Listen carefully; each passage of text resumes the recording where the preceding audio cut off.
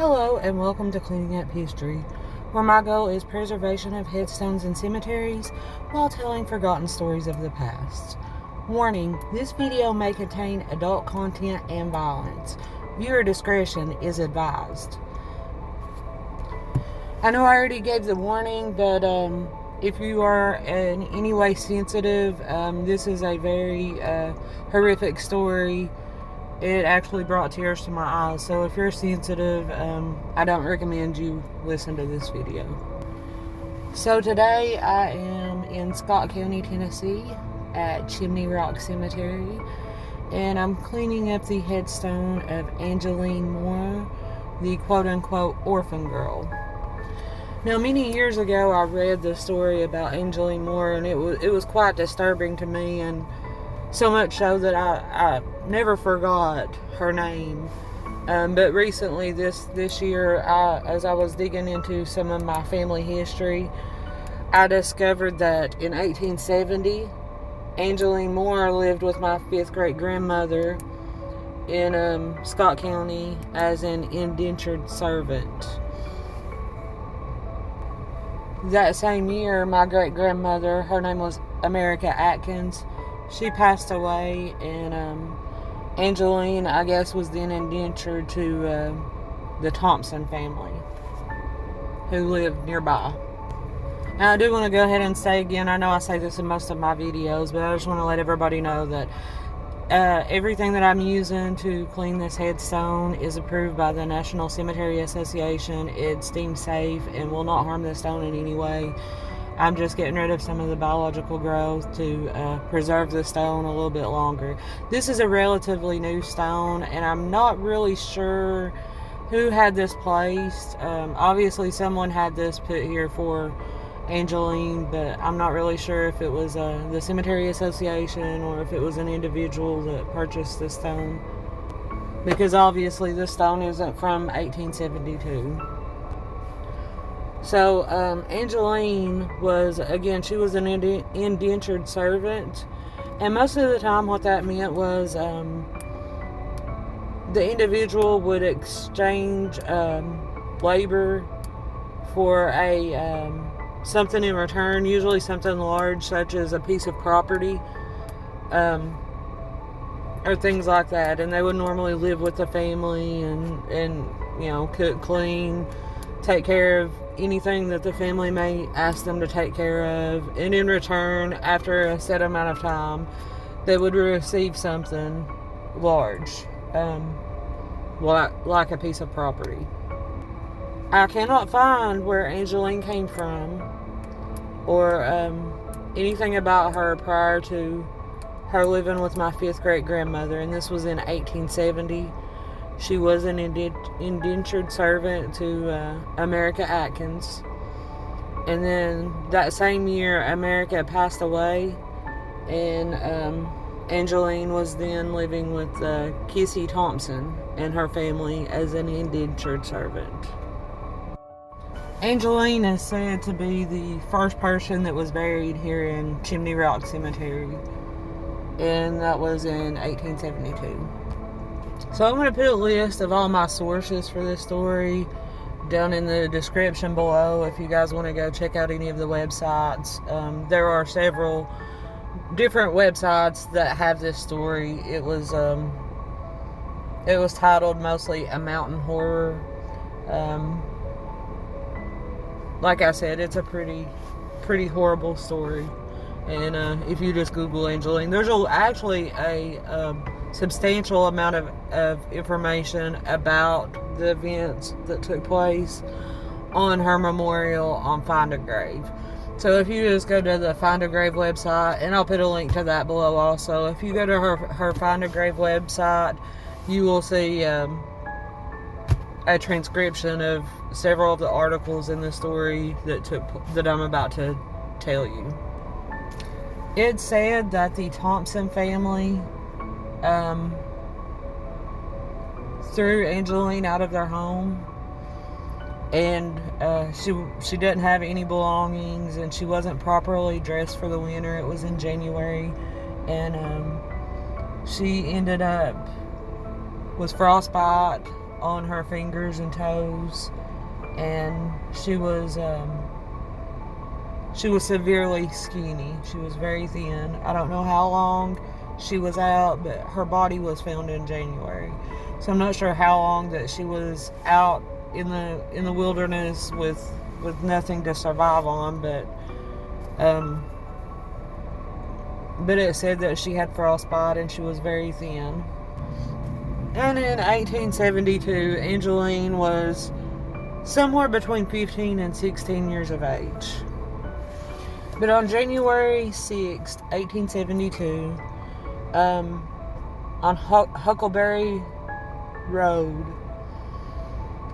a man discovered the body of Angeline, and it was brutally, it was obvious that she was brutally murdered. One of the articles said that her left eye socket was mashed in, her collarbone was broken, her ribs were broken. She wasn't recognizable. Nobody knew who she was when they found her, so they just buried her and went on. And then later, when it was discovered that Angeline was missing from the Thompson home, they at that point exhumed the body of the small girl that they had found, and they were able to identify her. She actually had a photograph of herself on her person, and that's how they were able to identify that the body that they found was in fact Angeline Moore. Some of the articles state that Widow Thompson, she didn't like Angeline, and she didn't want to follow through with her contract. She owed Angeline a substantial piece of land that she didn't want to part with. And this is just details from the newspaper articles. I haven't found any evidence of that. I've not looked through any court records or anything like that. This is based solely on the newspaper articles. And that Miss Thompson, the Widow Thompson, she didn't care too much for Angeline, and she had thrown her out in the cold. And then it said that she was seen on horseback going up Huckleberry Ridge Road, where Angeline was later discovered, with Angeline. When they found her body, Miss Thompson's dog was laying beside her, guarding her body. It was just laying there protecting the body of the little girl until she was discovered. So I'm not really sure how long that Angeline laid there before being discovered. But the dog lay with her and waited for the discovery of her body.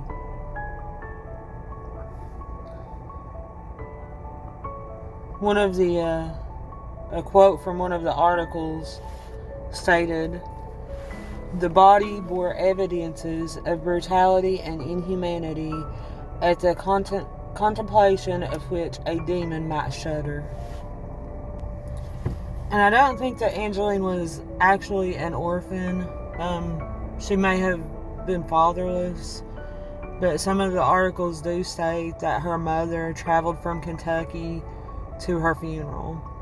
So, technically she did have a mother, but I cannot find who her mother was or where at in Kentucky that she was from.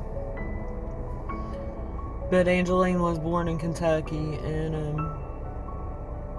I'm just going under the assumption that her father had already passed away, and that's why she was being considered an orphan, because it was difficult for a female to raise children without the help of their husband. So I imagine that the older children were indentured servants in order to help with the finances, or to obtain land for the family, or things like that. I don't know if she had any siblings. Like I said, I can't really find much of where Angeline came from. But at the time that she was living with my 5th great grandmother, she was 13 years of age. I sincerely hope that Angeline had a good childhood and a good life. and that my ancestor treated her kindly up until the point of her death in 1872. Like I said, America passed away in 1870, and then Angeline's death was in 1872. I know that the Thompson, widow Thompson and her daughter were both charged with the murder and tried for the murder of Angeline. I know at one point there was a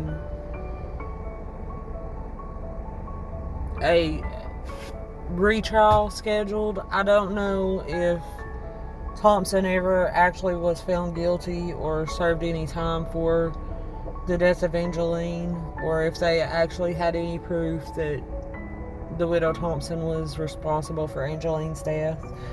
Like I said, the newspaper articles were, quite accusatory, pretty much blaming Thompson, and that may have been the case, but I don't know if they actually had any proof other than, people saying, oh, I saw her doing this and I saw her doing that. But obviously, if the little girl was thrown out of the home in the middle of winter with nothing to fend for herself, then she wasn't treated very good in that home, in my opinion.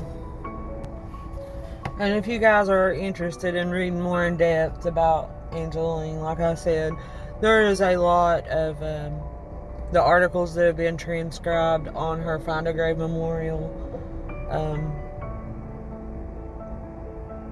It's just a very upsetting story to me, so I can't really talk that much about it. But if you'd like to read more, I'm going to put links to everything I could find in the description below. If you'd like to go and check them out, then you can do so.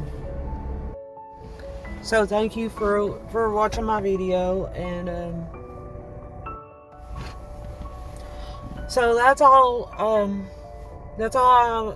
the story that I care to talk about regarding Angeline. And as always, thank you guys for watching my video. And if you like the content on my channel, don't forget to hit the subscribe button on the bottom right hand corner. And if you hit the bell beside the subscribe button, you will be notified anytime that I upload any new videos.